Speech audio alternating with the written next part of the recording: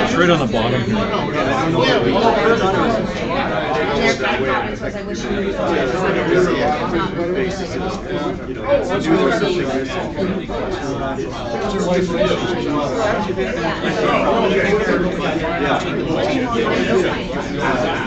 Now we were going to go in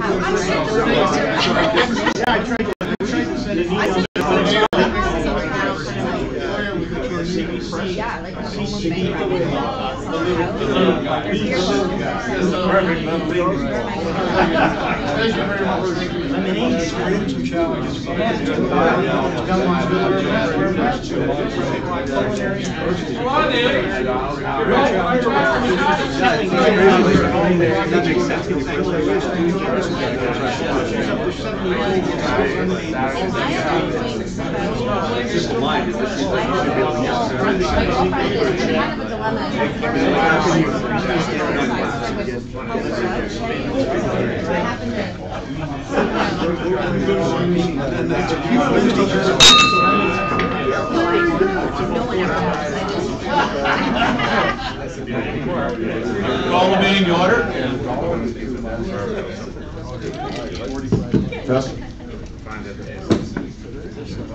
Welcome. Jake, thanks for being the greeter today. Well done. I think I saw past President Don Wilcox here today, and I know he's got a spectacular voice. So could you lead us in O Canada? I'm a flat singer. Oh, sorry. What just? Let Neil do it. Okay, well, Neil, how about the two of you? Pick a...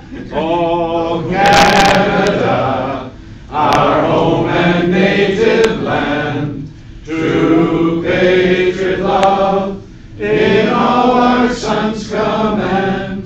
With glowing hearts we see thee rise, the true north, strong and free. From far and wide, O Canada, we stand on guard for thee. God keep our land, glorious and free. O Canada, we stand on guard for thee. O Canada, we stand on guard for thee.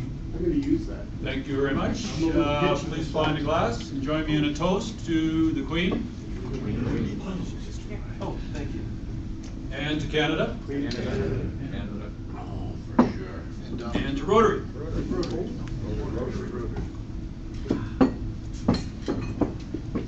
Please bow your heads. I'd like to take a moment to reflect on what happened in Charlottesville this past weekend. My new daughter-in-law posted this on Facebook yesterday, and I think it's a pretty mature, insightful perspective. What do you see when you look at these men who rallied in Charlottesville? I'll tell you what I see. I see fear, I see anger, I see pain, I see unheard, I see unloved. I see little boys in adults' bodies. I see terror and despair. Now, before anyone asks, what about the real victims? Let me be perfectly clear. In no way do the above observations take away from the experiences of these victims and their pain. My heart breaks for them. There is plenty that needs to be done for them and with them. My point is, and many may not like this, we cannot harden our hearts to these people, the ones we label as them or Nazis or monsters. This is the time to ask yourself, can you truly meet fear with love, hatred with kindness? Can you soften your heart when you want to harden it the most? Can you find room and space to have compassion and love for both victim and perpetrator? Can you work towards understanding whomever you deem enemy? I assure you, your heart has this capacity. We do not and cannot, if we do not and cannot, then we are no better than these monsters, because the afflictions and misguided actions of these individuals are caused by them hardening their hearts to their fellow humans, to the ones they perceive as different and who threaten their safety and life and way of life. Barack Obama tweeted something earlier this week, and apparently this is the most liked tweet that's ever been out there, according to the website I was looking at. And he tweeted, "No one is born hating another person because of the color of his skin or his background or his religion." He went on to quote Nelson Mandela, "People learn to hate, and if they can learn to hate, they can be taught to love." As we join in fellowship today as Rotarians, help us remember that we cannot cure illness with more illness, ignorance with more ignorance, hatred with more hatred. Love and kindness and understanding for all mankind is the only way to cure this kind of sickness. Amen. If you are a Rotarian and you have a guest, please introduce him or her. So I have a guest. I'd like to introduce Karen Spencer, and Karen is actually being nominated to be a new club member. So Karen's the Executive Director at Family Children Services. Awesome. So the tradition continues. Yeah. Awesome. Welcome. And Judy? Just our speaker, Bill Cook, who will get introduced later. Thanks. Rotarians. Rotarians, please join me in welcoming our guest. And as guests, you have the special privilege of leading the group to the buffet, so please lead the way. Inside the back. That's why Leo are. John behind you. Fine, how are you? That's the only reason they sit at those tables.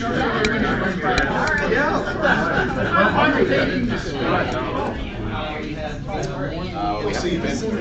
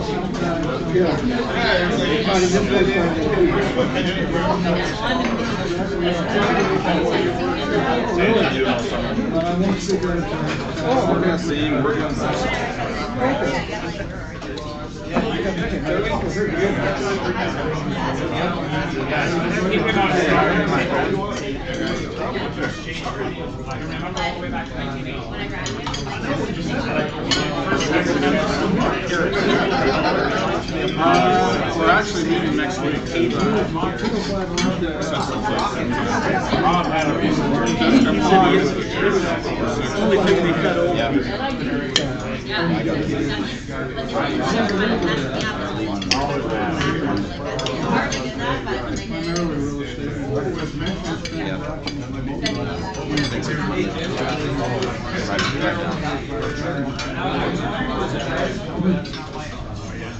Yeah, it's getting easier to do that. Number 2 double.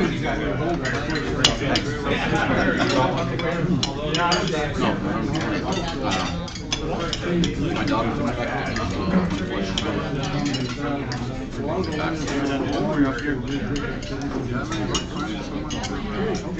well, yeah, thanks for the information. I was gonna call her.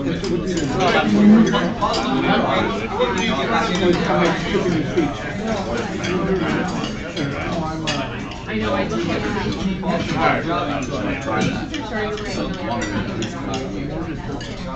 She's not in the middle of the So my daughter's moved back home with her. You sure she's in more time? She was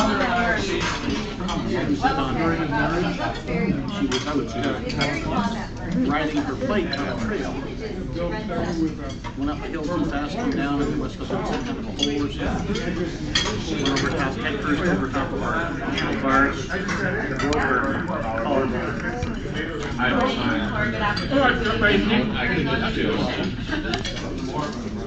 saw Peter. Yeah, I actually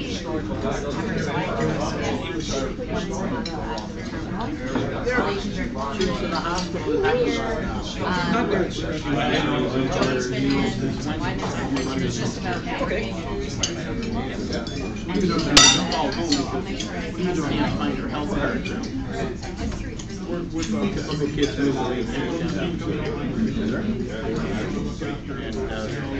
so I'm going to have to go pick her up, take her and get her have a temporary health call.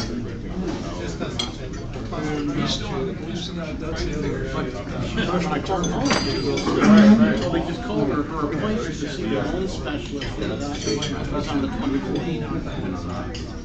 That's next week.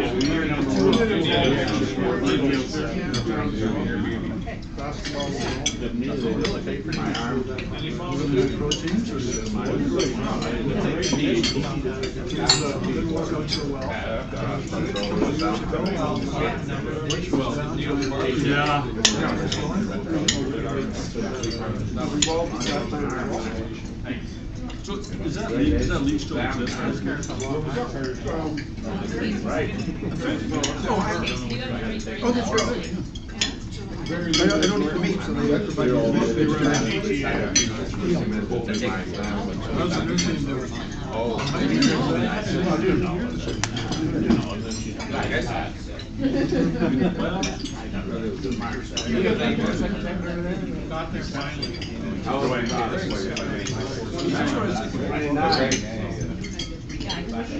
Yes, I got into some fisticuffs in the East earlier in the year.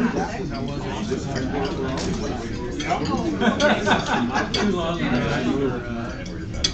They went to the rock. Shape Red. You know what I did? Prior to that, I watched him building the other day. So he's like, in those days, a bunch of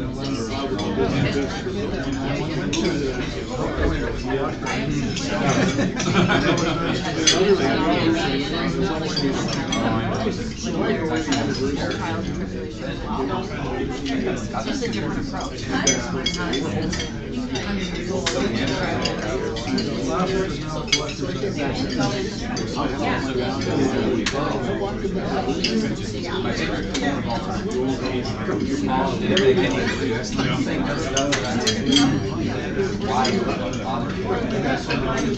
It gets worse and worse as the model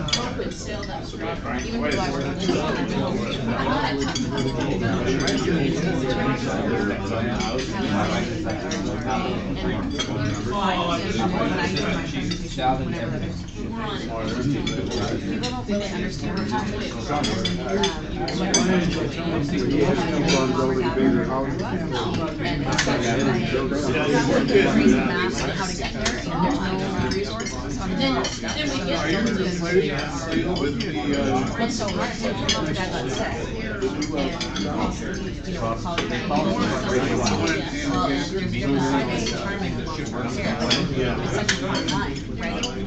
And then there's some list, and we're gonna talk about actually the hospital, and then what someone qualifies for retirement. So you're right. The only way you can I'm going to trip. She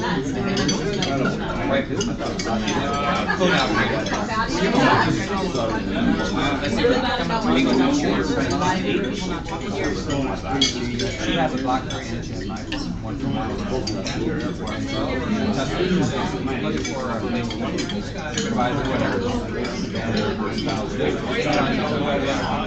BlackBerry almost last for iPhone storage. I don't know what it is, but she finds it back in the route right there. BlackBerry.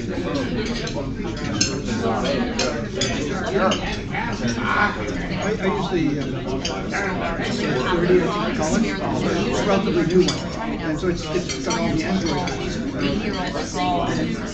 Waze and Google Maps. They work on it beautifully. Google Maps has the maybe.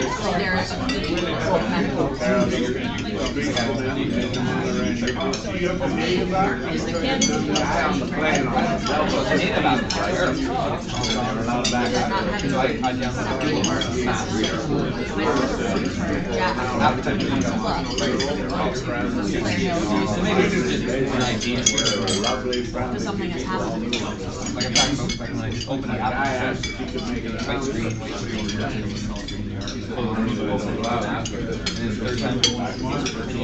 so by that time, you get that anyway. The phone or the camera, it's better camera.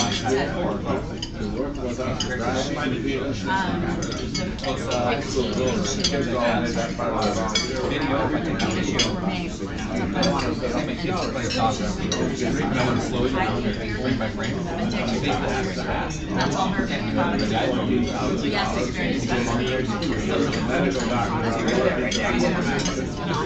Your elbow, whatever. Just, you know,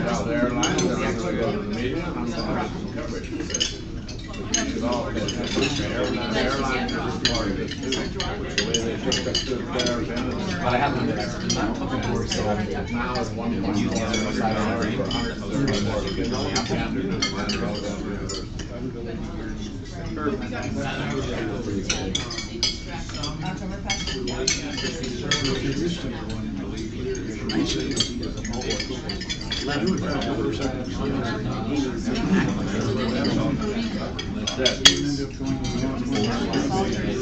the Apple TV sits there with like this couch with their iPhone. You know, you search it, typing on iPhone. Screen on the TV, you gotta go over and they were right on, they were black, and they were doing, and they were.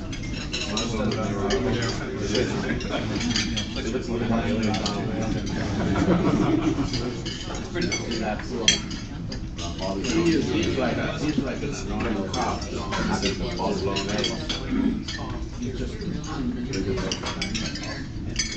Well, you know, one of the great things, I've had the day before, he said, "Have prepared." Well, you could tell he was very uncomfortable.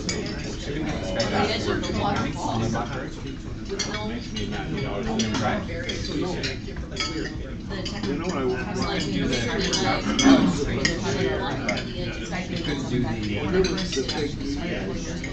Multiple, it can do a one-on-one type Zoom, but it couldn't do the multiple people on. Well, that would just, you know what, I can just jerk into a brawl. Like 200 people in retirement are completely covered in tattoos. Meaning the generation, right? We'll never see that. We're just talking about That comes under the box and works fine. when I first started. That's the problem with they didn't understand people like us who want all these silly apps on our phone. They just want to do business. This was that demographic change that our dining room And by the time they started trying to collect these apps, they couldn't get the quantity without that. Now Microsoft started way behind, but they've more than caught, or at least they've caught up. And the Google Android system, now that BlackBerry picked it up, there's no real advantage in BlackBerry hardware anymore. And it's just reinforcement of security. It's still reputed to be the best security. It's interesting. I bought this one specifically because it's got a pull-out keyboard. I find I don't use it because it's so big compared to my hands that when I'm typing here, it tends to fall down. Just too top heavy. Heavy. I wish I had. I wonder if REM should have ever changed their laws. They were always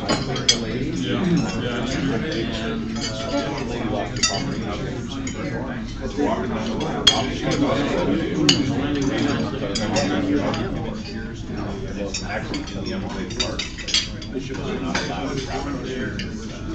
Not allowed to have hair.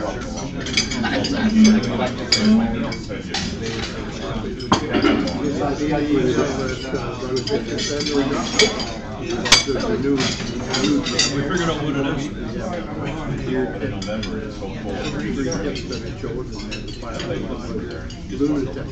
Try to meet the one.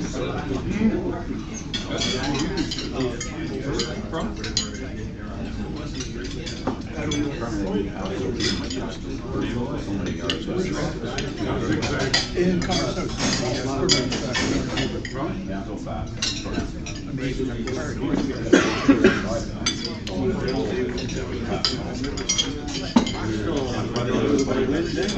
Yeah, we were in church on. We have a Toronto office on the backside, an accommodation. We don't staff it.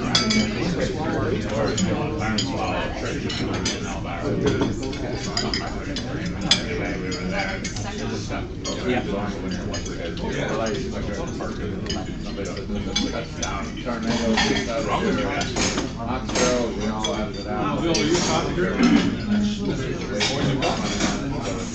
Anybody else?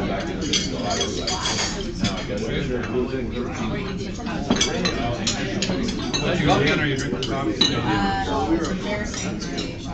you get wet water in your coffee? First time in I just got gave really decent lettuce. I was right, 18, right? I almost hit the club house. And but then I told that internet, I don't know. luckily, you know, a lot of it is Mine would be the opposite. I would be shooting 87s and then if I need to do is like 197 whenever I moved to like I just said, do you want me to pick up my ball? Yeah. Ian, would you like coffee? You can just, tomorrow, I'll turn it back. unless one doesn't make it tonight, it's gonna be Leo. But any prizes won, it's the internet. So she loaded into my video. So it's you know, it's a great day. It's October 17th, so everyone's out there. They have the head.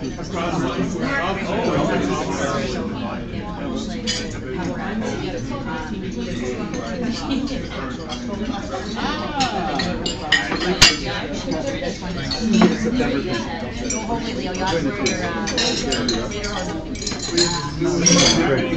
okay, that might be a problem. Yeah, run with it. But that sounds like the ones that actually have something awesome at the school that you want, like not the. Well, that's they had.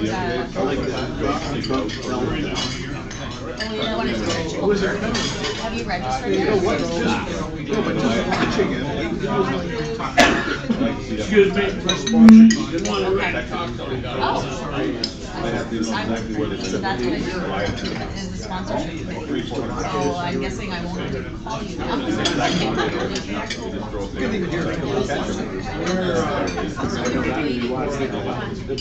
it Lori that you're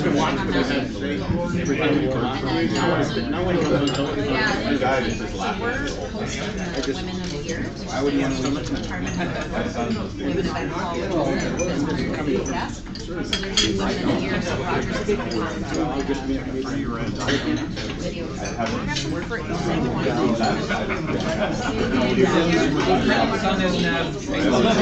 wasn't sure what that was. We are never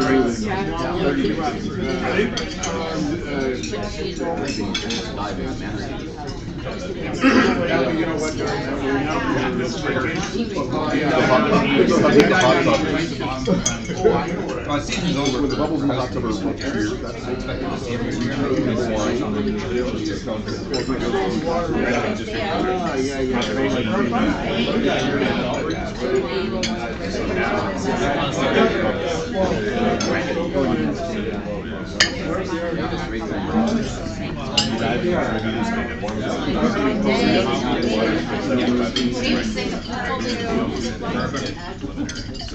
floating around on there. The ones we did, had some years that will sound in your head. What type of lottery? It was more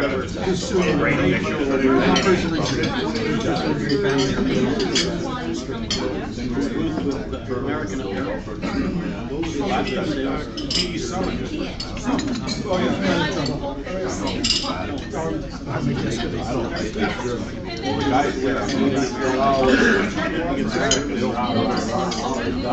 Home on practicing, yeah. I grew up in Rotary.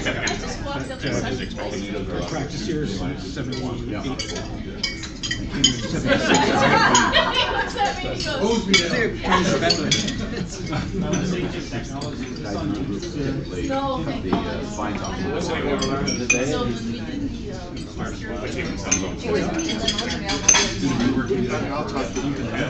Oh, right, okay. Yeah.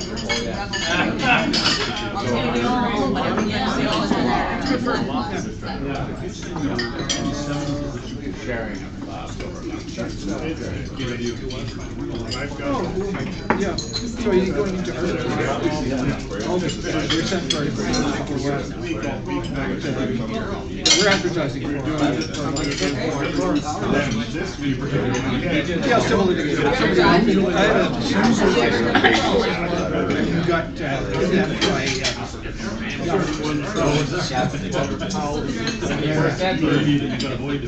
yeah, exactly. And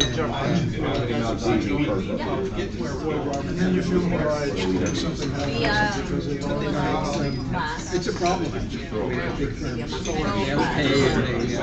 firms. They can offer a specialized career. When I say I do litigation, as if that's just only, but it's not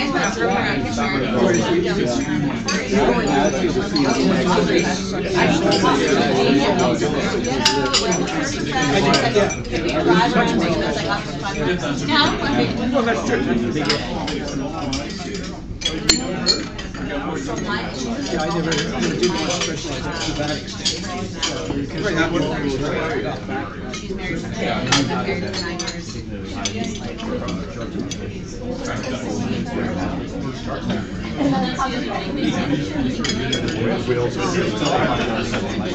Sarah.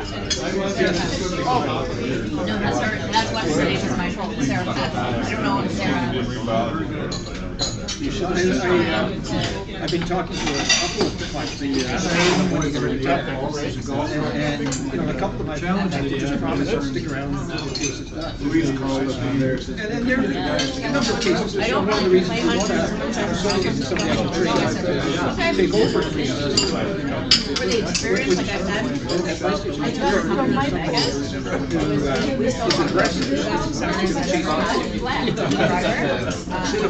my only regret is we went to Vegas in February, and your driver was experiencing the best part of the following, the next pop. With the new tax case. Good looking older guy, I believe he had hair. I've been trying to not with pop. He was a private investor. Well, which was funny because I was like, run over to Vegas, and I was like, wonder if this guy's gonna hire for a year. Like a week on the road.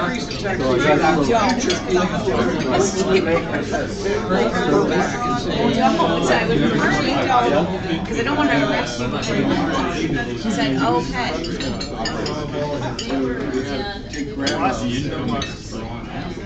My boss called me, so I'll find out. And then he's like, he knew I like signed coke, so he had signed coke, like I didn't want to do the bar secret agent. I'm like, how would you know that? He goes, well, you actually feel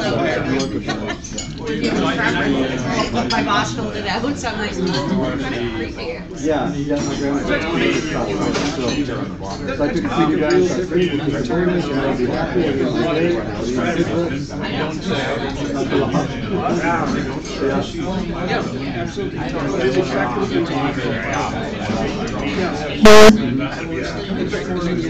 Well, you haven't taken care of me yet,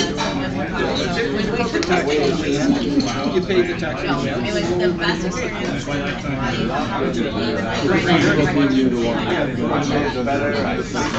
Pricier than a normal, like, it wasn't outrageous, but again, you get what you get. And that's what I'm talking about going to Dana Short store as opposed to going there, right? Dana? So when her conversation, so I was saying that she came into the studio about being I recovered mom once a month.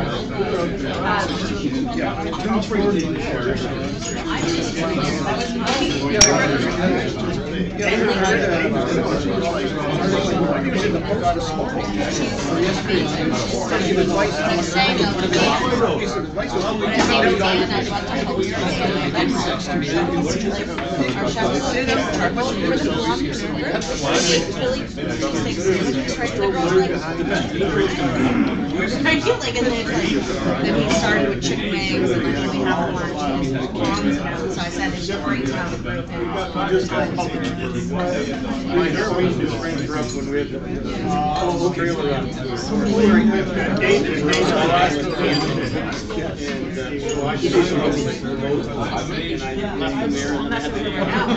I'll beat me up. I'll baseball her. Oh, you're crazy. Hi, Dana. You look lovely. While you finish up your dessert, we'll move on with some announcements. Oh, you're welcome to it.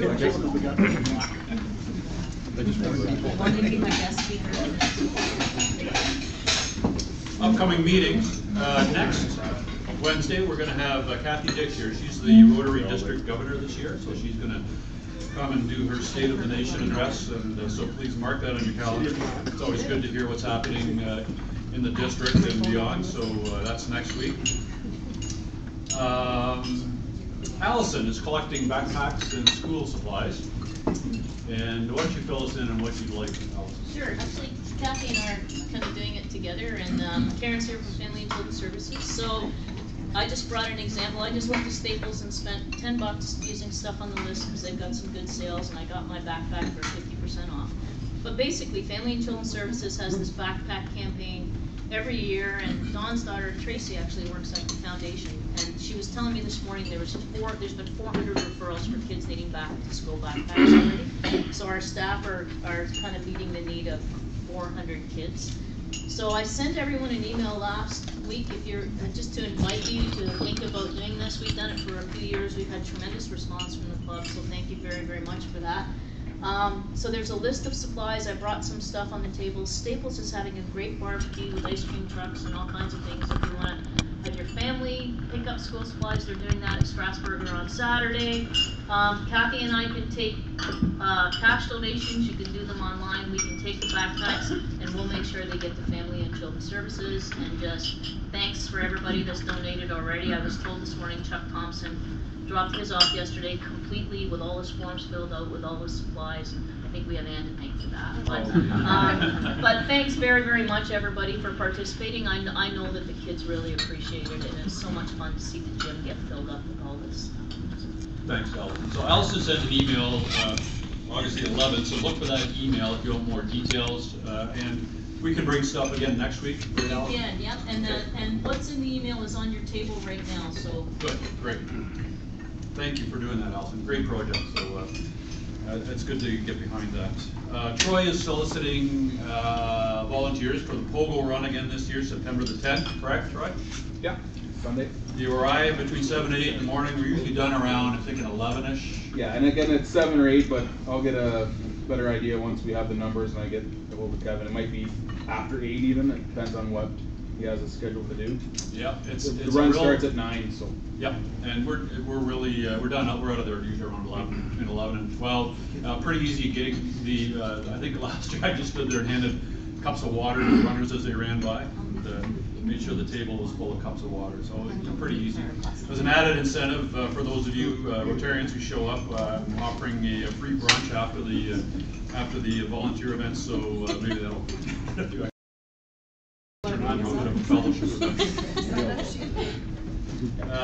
What else we got? I sent an email out earlier this week. For those of you who haven't heard, Andrew Williams' wife Tracy was struck by a car when she was in a crosswalk and banged up pretty good. She was in the hospital, had some surgery, had a titanium rod put in her leg.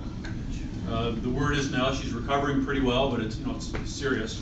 She's banged up pretty good, but Andrew says she's recovering faster than they expected. So if you have time, send Andrew a note and just let him know we're thinking about both of them. So unfortunate, but I guess these things happen.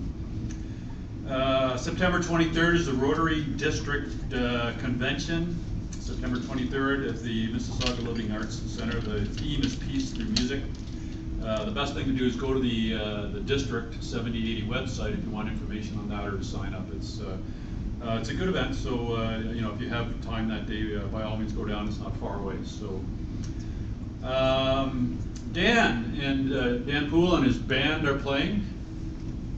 What's the date, Dan? It's Riverfest Elora. It's happening this weekend in Elora, right on the river, obviously. Is it in Elora? In Elora, on the river, yes. It's 3 days of fantastic music, and actually my band Tipping Point is opening up the Coop stage on Saturday afternoon at 12:45. So all original music. So if anybody is going to the festival, it's the one where the hockey. Anyway, main stage is on the left. So it's a great event, family friendly. The weather's supposed to be awesome. So and it's where the hockey rink is. Yeah, yeah, exactly. A big park. Yeah. So yeah, do that this weekend, folks. And Jerome is looking for golfers for I think it's the 20th, Jerome? Yeah, this Sunday. It's the Knights of Columbus golf tournament on Sunday. He can give you the details. We'd like to add a few more golfers to the group. So if you're free on Sunday and you want to play some golf, we're playing at Conestoga. Shotgun at around 12:30. So if you like to play golf, this Sunday you're invited. That's it for the announcements. 50-50, we have $185,000. Minus 2 zeros. My grandniece Lucy has a lemonade stand in front of the culinary store up in Belmont Village every Wednesday, and every dollar she raises there goes to Kids Ability. I tried to send you a link as they were interviewed by CTV, but for some reason it wouldn't go out from our site. I couldn't get it to send out. But, if you happen to be up on Belmont, near the culinary place up there on a Wednesday, go buy a cup of lemonade from Lucy. Fresh squeezed lemonade, fantastic product. Support a young entrepreneur. She's 7 years old. This was her idea. My brother helped her, as her grandfather helped her build the lemonade stand. And so she hand squeezes lemons every day beforehand and has her lemonade for sale. So Awesome. You gotta go. Well done. The future Rotarian.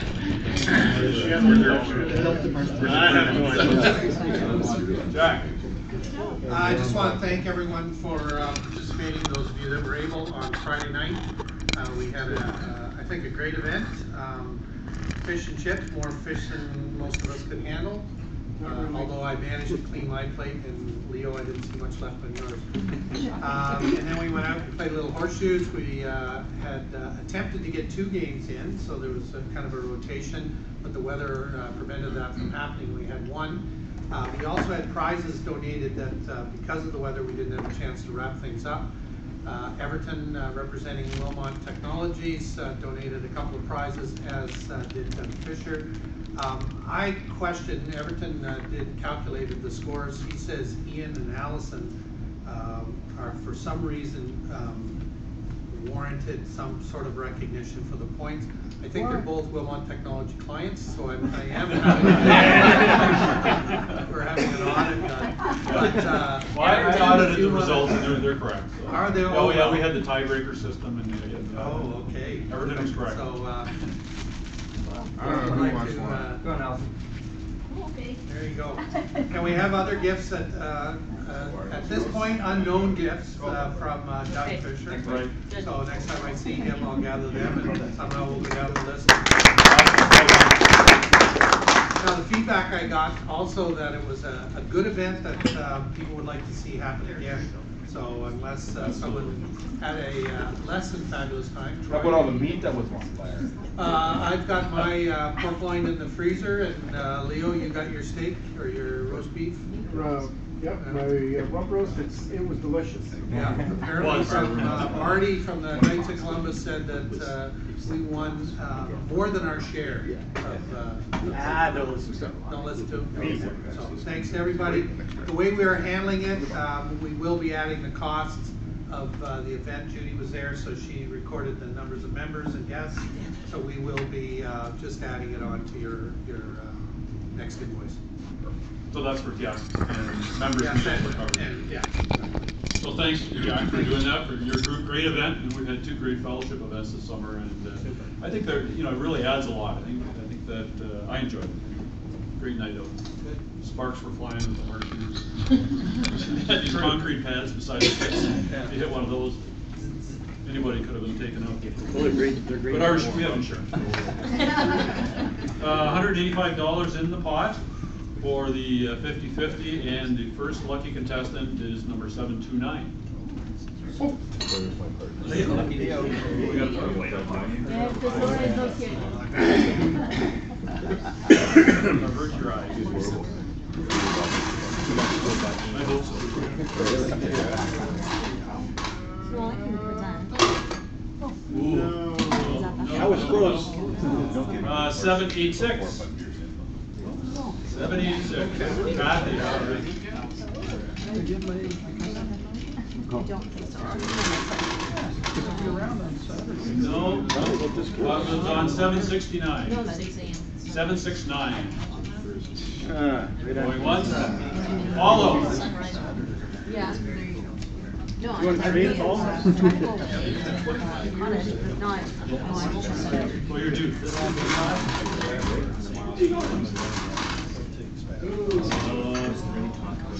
The pot lives on. Oh yeah, and our Rotary trivia for this week.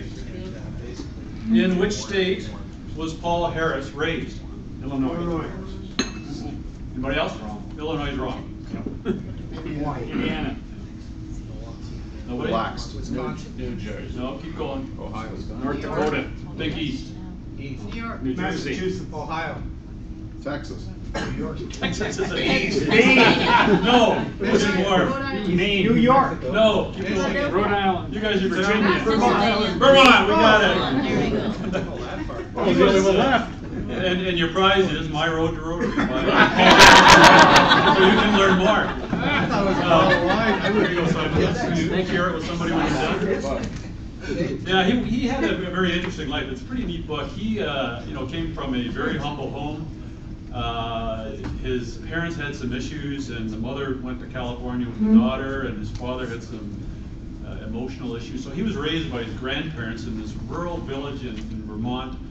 And he said it's the best possible life a kid could have had. Though he very humble. They had no money, but he was a very outdoorsy person and would go hiking through the mountains and stuff. So a lot of the book is based on his early life, but I found it an interesting read. So Simon, when you're done, maybe pass it off to some other Rotarian. They might enjoy it also. Yeah, that's a Did good you hear that Simon Kathy said? So it's a used book apparently.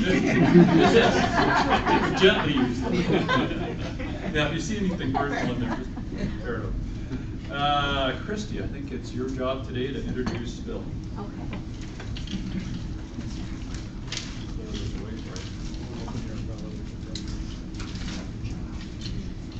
Okay, good afternoon. I had the pleasure of sitting beside Bill for lunch, so we hit it off right away with the fact that he's golfing. Lucky guy out at Westmount here and there, so he didn't ask me to join, but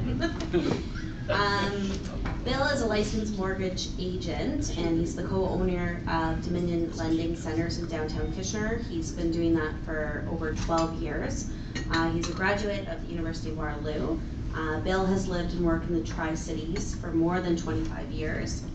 He has 35 years experience in pharmaceutical marketing, sales, and in areas of men's health. With his wife, Catherine, of 43 years, Bill has raised 4 children, 6 grandchildren in the local community. As I said, he loves to golf, read, run, and participate in interesting discussions.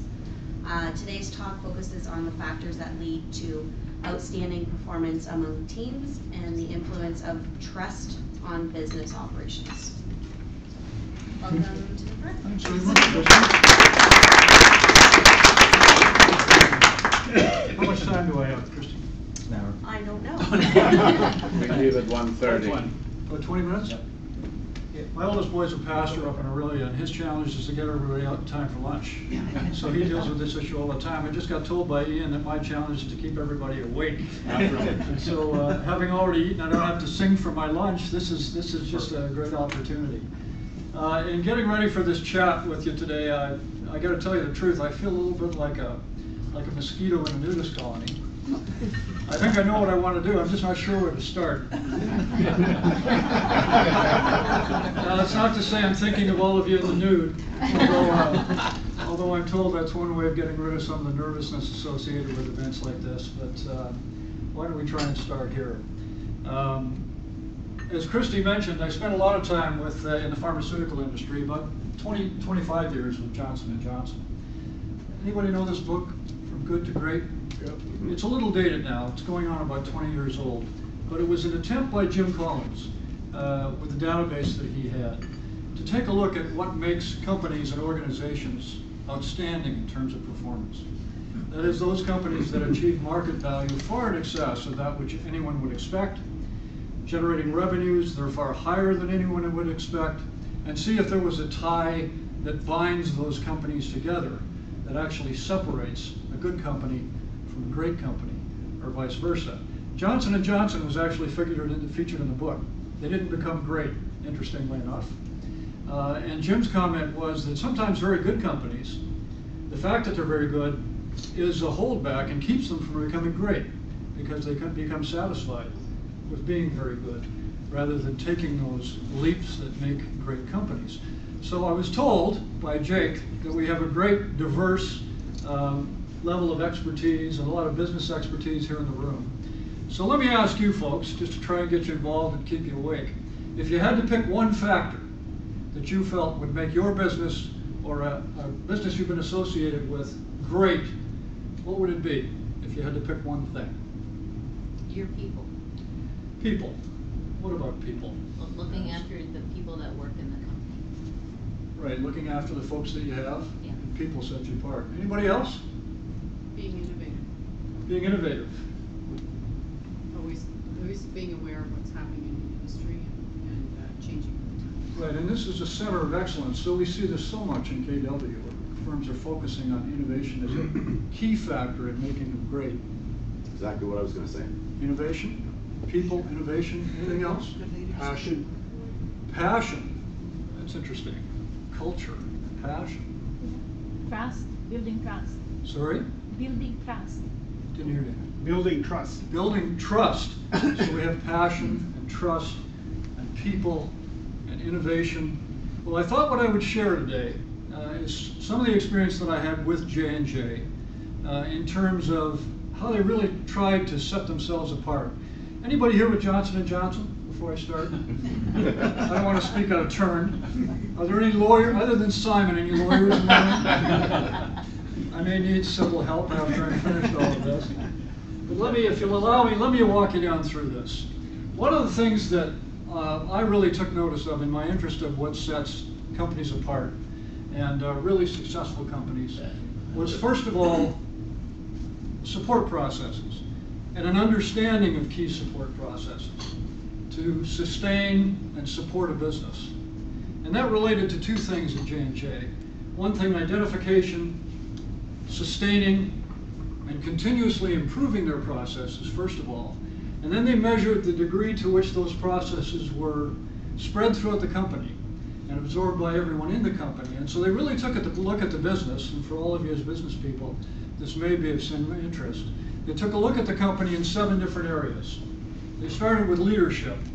And in my experience, the best leaders, and we can always talk about leaders that we experience today, one who's in the news all the time, and I think Scaramucci already came up today.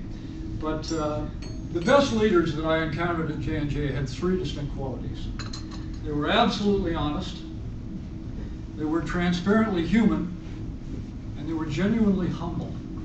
That transparency, I think, and when I encountered them, led these people to have open door policies. You could approach them at any time. There were no hidden agendas. You always knew where they were coming from.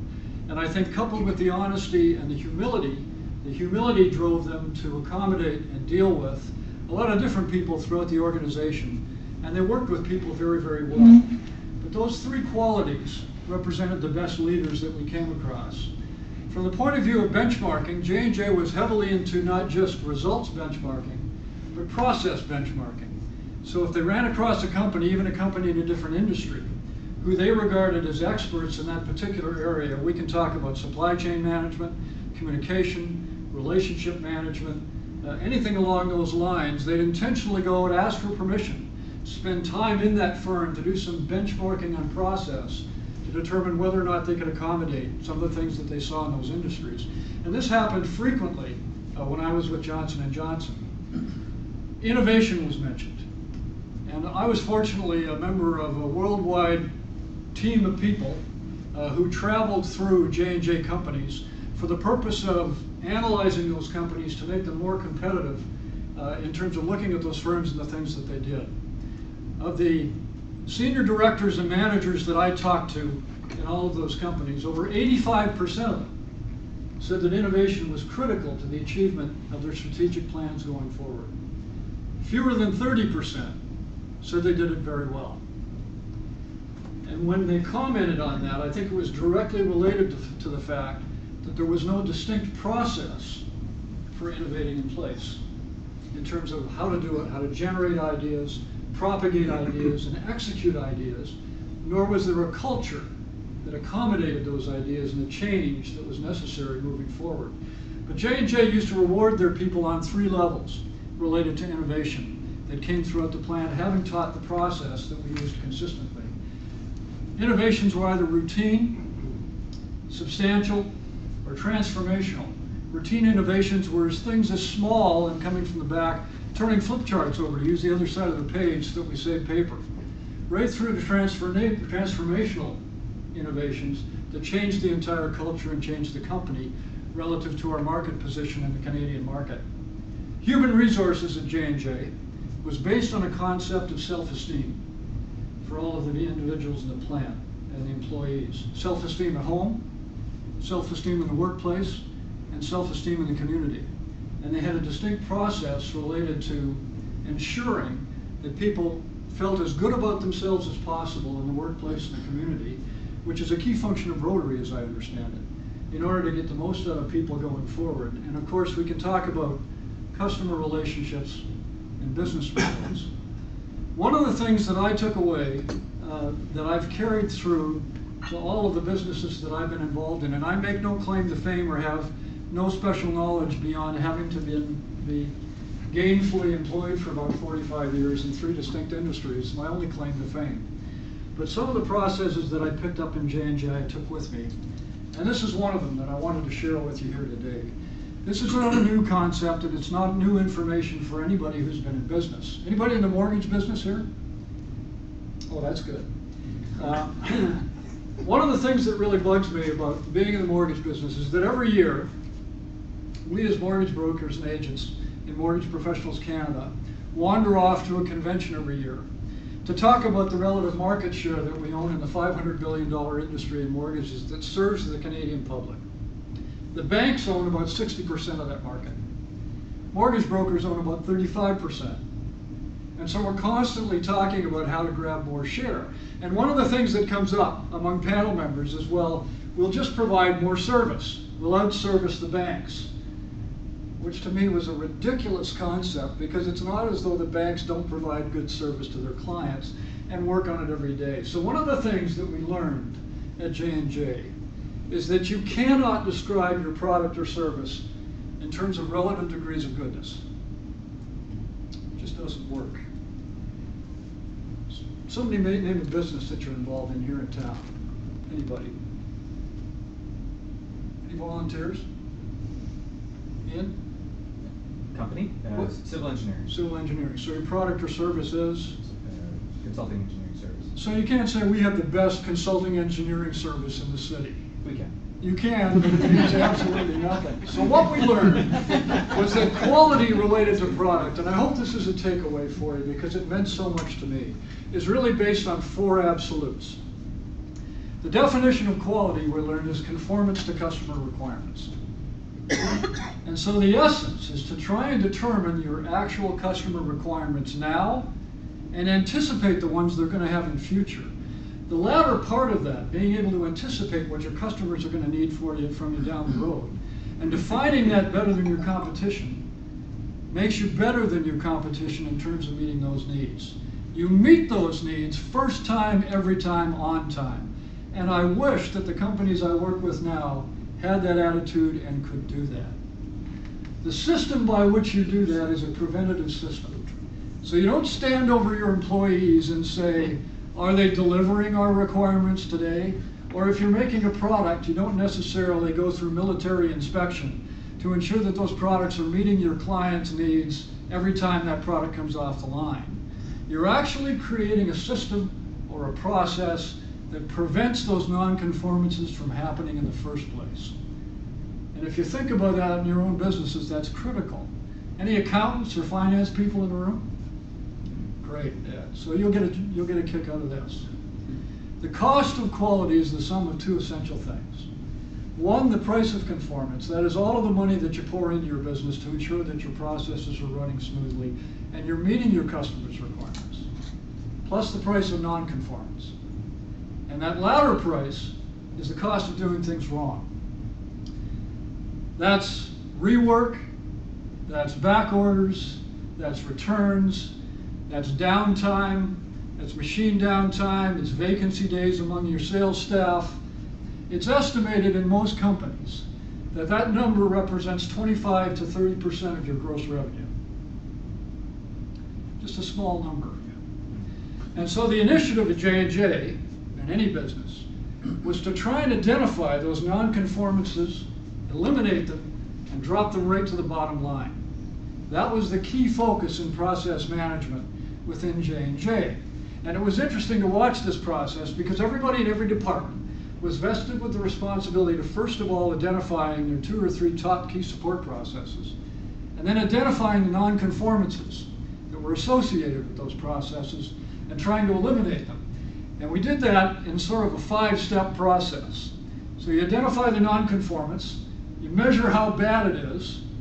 If you're working with good managers, you come up with a quick fix as fast as you possibly can. Then try and determine the root cause. And then try and come up with a process change that eliminates it, go back and see if it's gone.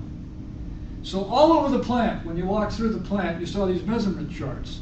Guys that have their non-conformances up, and you see these lines hopefully going down to as low a level as possible for the reduction of those non-conformances to try and drive that profitability to the bottom line.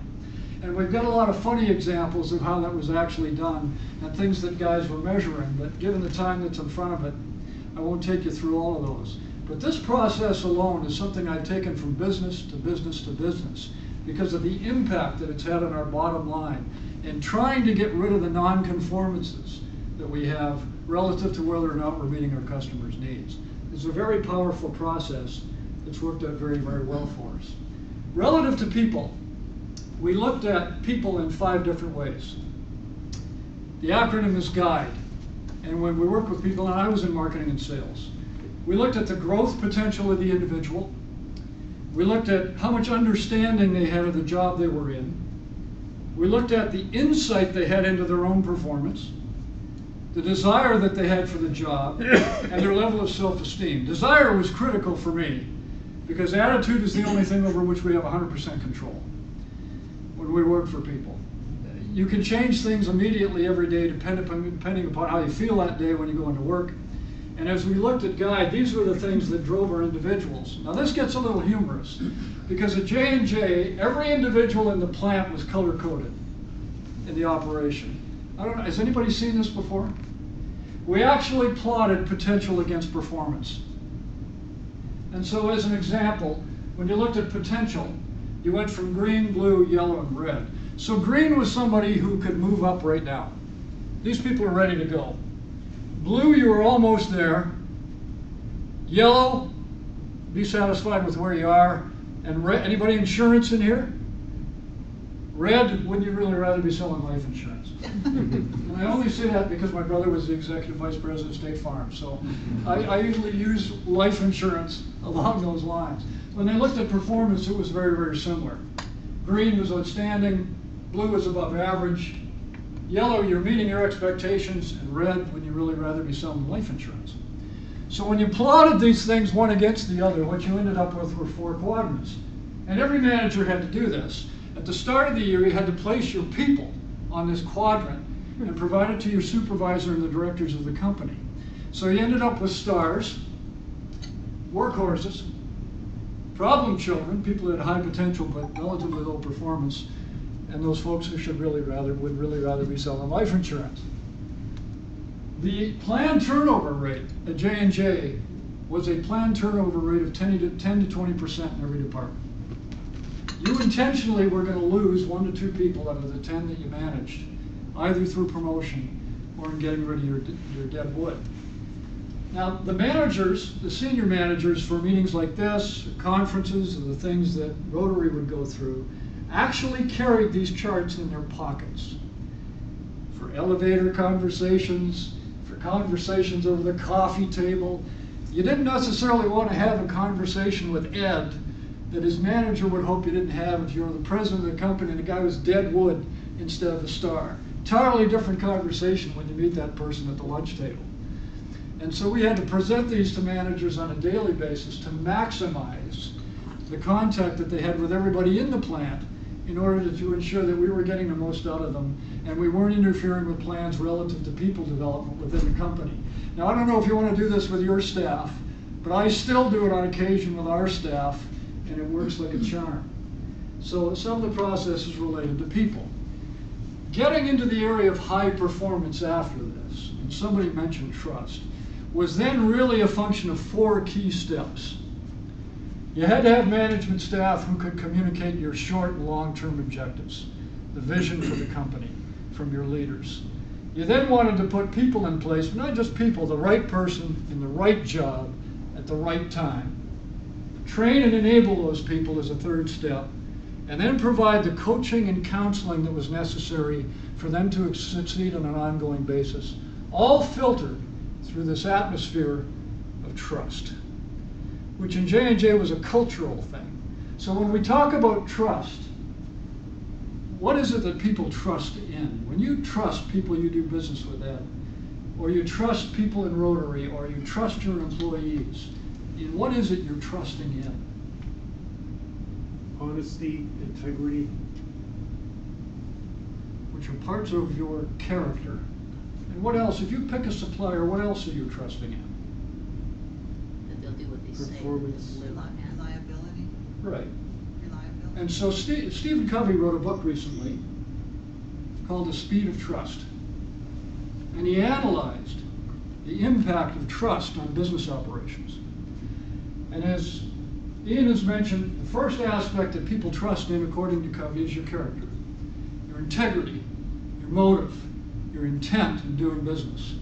And if we relate these factors to somebody as well known to us south of the border right now, and start to take a look at problems that they're having, related to both character and competence, there's limited trust. As you build character and you build competence, according to Covey, everything speeds up. Your interactions with your customers are faster. You do things as employees together more quickly. You can contact more customers in a shorter period of time and achieve things more quickly than you can when levels of trust are much lower. And so trust, as was mentioned, becomes critical to high performance and to business operations. Covey even suggested that it exists in a hierarchy. And so if you can imagine Rotary as an example, and these levels of trust, first of all, you have to trust yourself. If you can trust yourself, you then become trusted in relationships. If you're trusted in relationships, the organization starts to trust you. If the organization trusts you, you become trusted in society and in the market. And can anybody name companies that we have here in the local area where society actually trusts the company and makes it easier for those companies to do business within the community just because of the trust that they've built up in the community? Anybody name a company here in the local area where you've seen this happen? The Rangers. Home Hardware. Kitchener Rangers. Sorry? Kitchener Rangers. Kitchener Rangers. Companies that actually function easily because these levels of trust have been met and sustained within the community. So at J&J, this development of trust was critical to the way we did business. And Jim Burke, I recall, coming on as chairman of J&J during the Tylenol poisonings, and the way that that was all managed, was talking about profit all of the time, but profit in the public interest. It was always profit in the public interest. And being part of that raised all of our self-esteem and made us want to make more profit for the company related to this one aspect of being trusted to the extent that J&J is in the local community. And it set us apart. So that was another key process that we took a look at. I want to give you an example related to this. This is a very simple marketing and sales model, and I apologize for the simplicity. But all of us would hope in the businesses that we run that we have this unique selling proposition. People just beat a trail to our doorsteps because we have what they want. It's not always the case, and certainly with Rabbit-O Law, this is not the case. We function in real estate, as do all lawyers. And so we're not that different. And so what generally tends to happen, even in the mortgage business, is that you denigrate the price. And you start selling your product on the basis of price. Well, it's the lowest rate in the business, so I'm going to go and see that guy. And anybody who pursues that strategy, of course, is in a boxcar going down the road. You don't last very long with BOGOs, buy one, get one free. pretty soon you're going to go out of business, unless you can get into an area of associated value. And I'll give you an example of associated value. I worked with a guy named Jeff Rabideau. He's a real estate lawyer. And we had been dealing with a different legal firm out of Mississauga doing both mortgage signings and legal signings remotely. Jeff advertised the fact, because our clients wanted to deal with a local lawyer, of doing remote signings, but he was getting in his car, and he was driving out to see the client, and we said, well, you don't have to do it that way, Jeff. Because with modern technology and iPads, we can take you in to see the client on FaceTime and WebEx, and you can actually sign your documents right on the machine.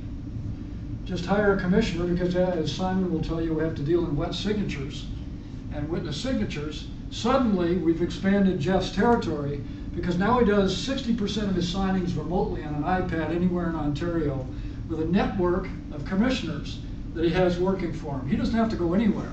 He's sitting in his den at home and has hired commissioners at $100 a pop to contract and conduct all of his real estate signings now outside the KW area, and has expanded to everywhere in the province.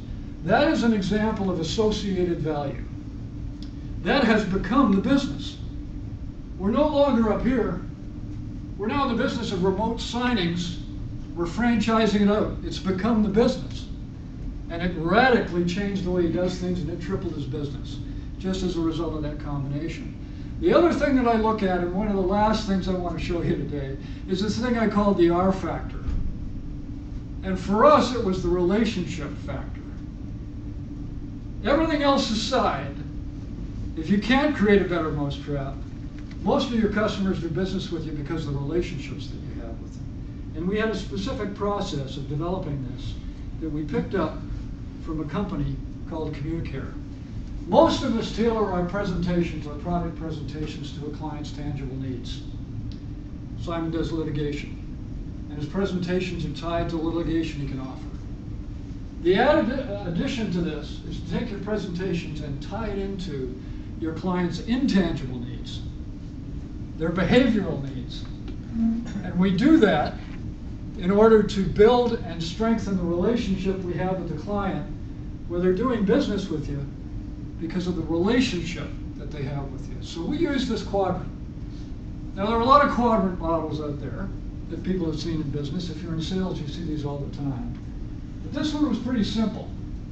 It runs in two directions, from dominance to submissiveness, and from hostility to warmth. So what I want you to do in just a couple of minutes is to put your spouse on this, put yourselves on this, put your clients on this, put your customers on this. I was once told that if you can make a client feel safe, they'll do business with you. Which is not entirely true, because it really only picks up on one kind of person that you see from a behavioral point of view. This yields 4 different types of individuals. Mr. Trump notwithstanding, probably falls 100% into this quadrant. Now, everybody is in every quadrant, but you do have a dominant behavior.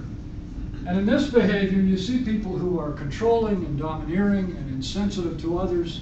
They try to dominate others and monopolize conversations, and they motivate as managers by threat and coercion. You meet people like this, right? Not necessarily in Rotary, but we have one south of the border, and he's like this most of the time. When you respond to people like this, and Ed talked today about response to people like this, you try and do it confidently, forcefully, and firmly. People like this are motivated by ego and control. The more you feed that ego and control intentionally, as much as you may dislike it, the more they start to normalize and calm down and return to normal. These folks are entirely different. These folks are cautious and secretive and unassertive. As managers, accountants, they're quiet, don't rock the boat, don't make any changes, I don't want to go anywhere. They don't motivate people generally because they don't like change. They're motivated by security. And so appealing to their ego means absolutely nothing, but making them feel safe makes a tremendous difference in terms of whether or not they'll do business with you. You get two people who are submissive, warm in a room, and it's a love hymn. You get a salesperson and a client who are both submissive, warm, and love friendship and love relationships. You're going to be there over coffee for the next 2 hours, and you'll get absolutely nothing done. You can cut these people off, they won't get mad at you.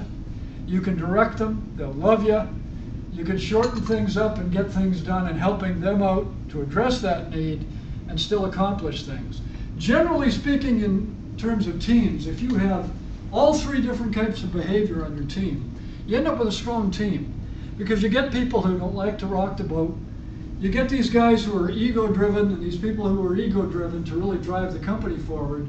And then people who are friends with everybody just make everything nice around the table, and we're all having a great time, and you eventually get things done. But as you appeal to the basic behaviors among these people, and they start to calm down, they end up moving to this quadrant. You actually watch them become dominant warm. This is obviously a preferred management style for anybody who's in management, for any employee who's operating, for anybody in business. You want to be dominant warm. Business-like, collaborative, calm, successful interchange, but for the fact that behavior gets in the way. We were taught in a structured system of communications within J&J to meet these behavioral needs with everyone we met. Whether it was an employee, whether it was a customer, whether it was somebody in the community, we did it structurally to ensure that we got that individual's point of view first. We determined their behavior, we made them feel comfortable, and we did all of that before we even presented our way of doing things and our particular thoughts. Took a lot of training, took a lot of development, sped things up tremendously in terms of the communication we had as a group, because we now had a common language in terms of what behavior we were looking at, and our communications became very, very concise over a period of months and years. This was a tremendous process for everybody in the company in terms of making us more competitive. And I think my time is up, but let me leave you with one more thing. When I went into business as a very young man, I asked my dad, who was a successful businessman, for a couple of pieces of advice. And this was the cartoon that he showed me. He'd been in business for a long time and was very successful. And he said, well, if you go and get into business, he said, first of all, there are going to be a lot of folks standing by who are going to look at you and hope that you tear a new one in terms of the things that you do. So you still got to sort of disregard those people and move ahead. And he said, getting into business is kind of like diving into a pool of water. You get into it, you mix up, you splash around, you splash water on everybody else. The hole that's left when you leave is how sadly you'll be missed when you're gone. That was the first piece of advice he gave me. The second piece was be the first penguin. Anybody know what he meant by that? If you watch emperor penguins and they go to feed, what do? They walk in the shore. Sorry? Somebody said it. They walk in. Yeah, well, they all rush down toward the shore, and they go as a group. One of them has to be the first penguin. So with orcas and killer whales and sharks in the water, one of them's got to dive in first before all the rest follow. The first one in gets the best fish, the best eats, and has the joy of getting everybody else to dive in and enjoy it as well, which to my way of thinking is Rotary. So my hope for all of you going forward, and I've really enjoyed meeting you, it's been a distinct pleasure, is that you all be the first penguin in your lives. That's not to be Sidney Crosby necessarily, but I really hope that you're all the first penguin. I've enjoyed meeting you. I hope you found this of some value. I was hoping this didn't go south. The guy who invited me down today was Dan Poole, so Dan, thanks very much for the invitation. Bill, if anybody has questions for Bill, we'll take them now. Thank you so much. You're welcome. Thank you. If not, I think Leo is on deck to give you, Bill, if you wouldn't mind coming up here, we've got a sort of a formal thing. Leo's got that job. This was, Bill, thank you so much on behalf of our retired, that was fascinating. I didn't know Wow, was this exciting, Simon? I didn't see you, Simon. That was fascinating. And thank you. Are you able to share some of this with the group? We've requested in the past. Yeah, absolutely. Decks. Yeah. You can pass that Yeah, I'll on to pass it Dan. on to Dan, sure. And now we could give you trinkets or books or what have you, but what we thought we would do with most of our speakers, we have restored the eyesight on your behalf, in your name, of Andrew, a 67-year-old male in Kenya. Oh, that's wonderful. Thank you very much, Ian.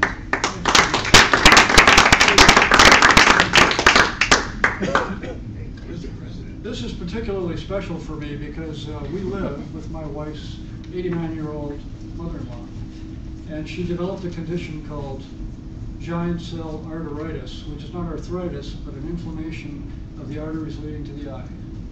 And she went blind 2 years ago. And so this really hits home. Thank you so much. I know what this means. Great, thanks so much. Thanks again. Thanks. So great talk. I learned a few things, more than a few things actually.